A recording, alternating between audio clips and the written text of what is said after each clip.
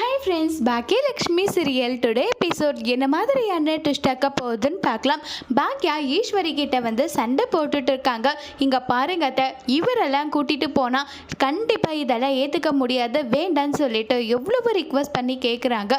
உடனே ஈஸ்வரி வந்து ரொம்பவே கோவமாக, என்னுடைய பையன் என் கூட தான் வருவான், இதில் உனக்கு என்ன பிரச்சனை, என் பையனே வரேன்னு ஒத்துக்கிட்டா உனக்கு என்னன்னு சொல்லிட்டு கேட்குறாங்க. உடனே எழில் வந்து இதெல்லாம் தேவையில்லாத விஷயம், அவராக வீட்டை விட்டு வெளியே போனாரில்ல, திரும்ப அவராவே எதுக்கு கூப்பிடுறீங்கன்னு சொல்லி கேட்குறாங்க.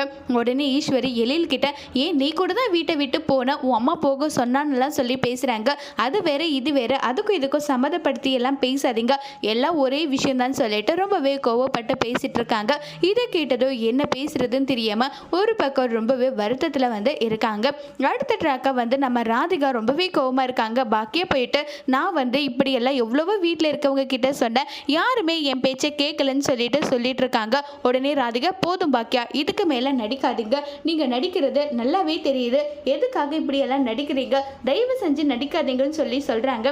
இதை கேட்டதான், நான் நடிக்கிறேனா, ஆமா நீ நடிக்கிற, இனிமேலும் இந்த மாதிரி எல்லாம் நடிப்பு வந்து நடிக்காதுன்னு சொல்லிட்டு இருக்காங்க.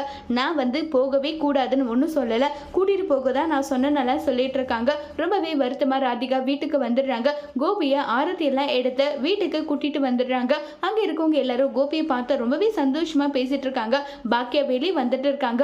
அதே மாதிரி தான் ஜெனியும் வெளியே வந்து செல்வி 3 பேரும் உட்காந்து எல்லாரும் இப்படி பேசிட்டு பண்ணிட்டு இருக்காங்க. அவங்க பையனுக்கு உடம்பு முடியலனதுமே எல்லாரும் இப்படி மாறிட்டாங்களே, என்னதான் பண்றதோ தெரியலக்கா, உன் வாழ்க்கை அவ்வளோதான்க்கா, திண்டாட்டம் தான் நல்லா சொல்றாங்க. இதை கேட்டதோ ரொம்பவே பயங்கர வருத்தத்திலையும் வந்து இருக்காங்க. என்ன இப்படி ஒரு இன்சிடென்ட் நடக்காம இருக்கணும், என்ன பண்ணலாம்னு யோசிச்சுட்டு இருக்காங்க. அதோட இந்த எபிசோட முடிச்சிருக்காங்க.